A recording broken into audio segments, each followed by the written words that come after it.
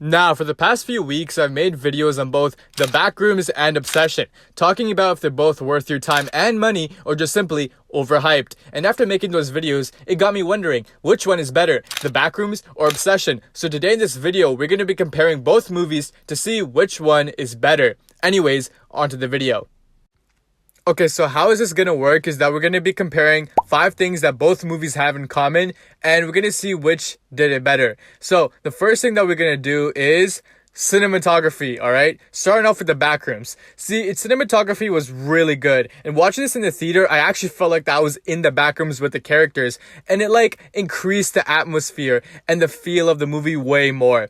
And it's the visual storytelling in this movie, like I talked about in my previous video, is phenomenal, you know? It's foreshadowing of Clark's descent into madness, as well as Mary's own story and whatnot, was really well. And I just love the shots, you know? I remember some scenes in my head really well, like Mary sitting in her room, or Clark and Mary talking, or Clark just exploring the Backrooms, you know? I just remember those scenes because they're just so fucking good.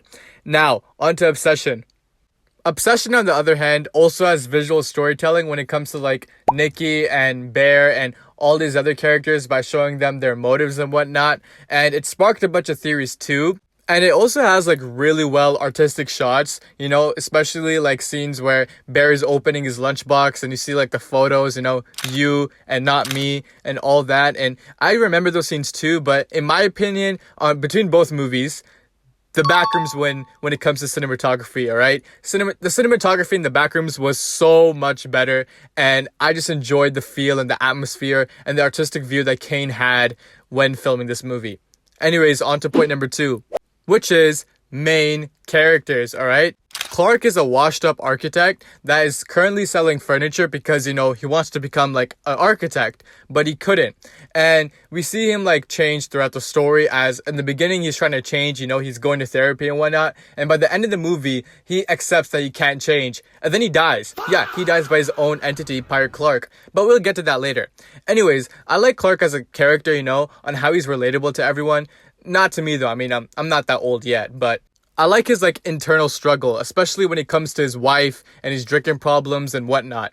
Now, Obsession, on the other hand, we follow the main character, Bear, and it's shown that he's obsessed about this girl named Nikki. He makes the wish, she falls in love with him, but you know, bad things start to happen, and instead of Bear being logical and, you know, breaking the wish or trying to reverse it, he just keeps going with it until in the very end he accepts it and dies. And I like this character arc way more better. So yeah, Obsession gets this point for this one. And the reason why it's because Bear is a much more relatable character as someone, you know, trying to hold on to his feelings and trying not to let go. But in the end realizes that, you know, his decisions have consequences and people are getting affected because of him, you know? And he realizes this when his best friend Sarah dies because of Nikki, because of him, you know, he made that wish. So he decides to kill himself to reverse the wish and whatnot. And I just love this character arc way more than Clark's. I mean, Clark dies in the middle of the movie, and then we move on to Mary, who we kind of know who she is, but not really. So yeah.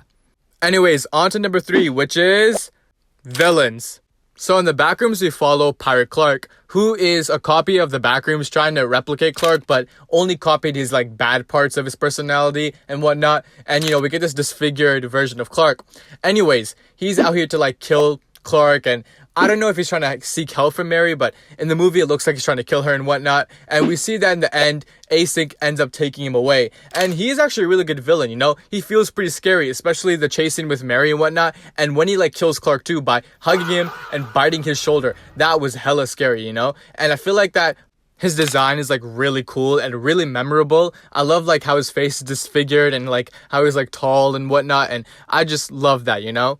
As well as the Backrooms, it does its job really well, and I just love how even after watching the movie, I want to know more about it, and I keep researching about the Backrooms more and more and more. It's so mysterious, yet it's so out of place at the same time, you know?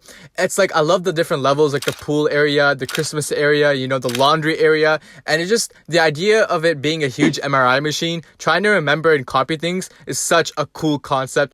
It's something that I can't forget, you know? It's so memorable. Now, onto Obsession, which is the One Wish Willow. Now, it does its job really well, and it's somewhat mysterious, especially like who made the One Wish Willow, and who is the guy on the phone, and how is Nikki on the phone, if you know what I'm talking about. But besides that, we pretty much know everything about it, the rules and whatnot, and it's not like as mysterious or like as lore rich compared to the Backrooms. And yeah, like, don't get me wrong, the One Wish Willow is really good, but in my opinion, the Backrooms win this one, alright? It has a much more better story when it comes to like the villain and whatnot, and the villain and the atmosphere and the area does its purpose, and it's like the main central drive of the movie. Whereas like the One Wish Willow is like the excuse to make Nikki the bad guy, if you know what I'm talking about. I mean, yeah, it is the main bad guy, but like at the same time, the Backrooms is just better, The lore and the story makes you want to know more about it, whereas the One Wish Willow, after you watch the movie, you pretty much know everything about it, and you don't seem to care on like who made it and whatnot. On to number 4, which is characters. Starting off with the Backrooms, Kat and Robbie are really like good characters and are somewhat memorable. I mean, they're just there to get killed by the entities and Clark and whatnot. And then you got Mary, who's like technically the second main character, and yeah, she's good and all that, but it's like her backstory, we didn't get more of that, so I don't really know much about her. And I mean, yeah, she's alive and whatnot, but it's like I think Clark's more like the main character, and yeah, he did die, but like Mary is just okay in my opinion. And then we got Phil, and he's interesting, I don't know much about him, but he seems like a really important character and knows what's really going on, and I want to see more about him, but we only got like 2 to 3 scenes with him, so like I don't know much about him either, Like the characters in the Backrooms are either there to get killed or just, mysterious looking characters that we don't know much of. Now, in Obsession, on the other hand, we got a lot of characters that contribute to the story a lot, and each character has their own different qualities and personalities that they bring to the table. For example, we got Ian, who's, the fucking loser friend who low-key wants Bear to fail. I hate him, but he does his job pretty well. Then we got Sarah, who's like the artistic person of the group and wants to go to like an artistic university and whatnot. And then we got like Nikki, who's like the obsessive girlfriend thanks to Bear. And then we got Bear, who's like someone who's trying to cling on to his emotions for Nikki and not willing to let go, which causes consequences for everyone else. But yeah, all the characters do their jobs pretty well, and you can like remember them, they're not like Kat or Robbie who just are there to get killed, we know more about these characters and they're more memorable, each of them are really different, and that's what I like about Obsession. So yeah, Obsession is gonna get this point. Now on to number 5, which is like the biggest one. It's the ending. Alright, starting off with the Backrooms, the ending was like not so satisfactory. I get it that it was supposed to be open-ended, but like I said in my Backrooms video, by the way, you guys should watch that, if they extended the scene with Mary and Phil in the office and Phil actually explained more about the Backrooms, the ending would be pretty good, but they didn't, and we don't know much about Mary's story, Phil, or like the Backrooms itself. We just know some things here and there, and you have to watch a lot of like YouTube shorts or like Instagram reels for you to even know what the movie's about. It just wasn't as satisfying, and we didn't get that much information to be satisfying. Now, onto Obsession, which is actually pretty fucking good. The ending is satisfactory. We get to see, Ian and Sarah die sadly. And we get to see Bear let go of Nikki and actually accepting the fact that, this is his fault, and tries to do something right for once, which is, overdose on pills and whatnot. And because of that, Nikki is set free from the curse, and well, she's left to deal with the mess that Bear made. But at least Bear accepted who he was and let go of her. And that ending was really good, especially when Bear came out, kissed Nikki one last time, and died. That was really bittersweet. And I feel like that scene between Nikki and Bear right before he died was like one of the most romantic scenes I've seen in that movie. It's so fucking good, and the ending is so satisfactory. Yes, it's somewhat open-ended. We don't know what happens to Nikki, but like that's okay. Everything else that happened in the movie was really good. We got to see the closure to Bear and all the other characters. So you know what? I'm fine with that. So yeah, Obsession wins when it comes to the ending.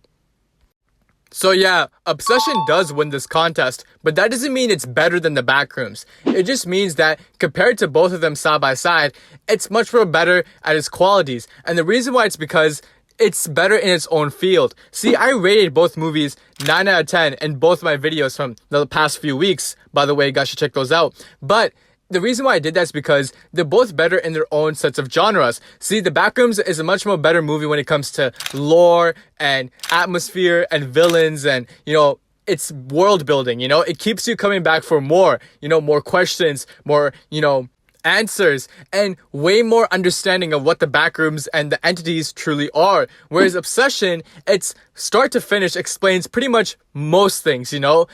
It explains the One Wish Willow mostly and shows Bear's character arc and Nikki and all these other characters and how they evolve throughout the story pretty well. And it's better when it comes to storytelling, but not when it comes to lore or villains or whatnot. See, they're both good in their own sets of ways, and I'd recommend both movies to anybody. So yeah, go check out both Obsession and The Backrooms, and also check out my previous videos talking about if they're both worth your time and money and my opinions on them. So yeah, thank you guys for watching, and please like and subscribe to this video and comment down below, do you guys agree with me or not? Or do you think The Backrooms is better than Obsession, or Obsession is better than The Backrooms? Anyways, catch you guys later. Have a nice day. Bye.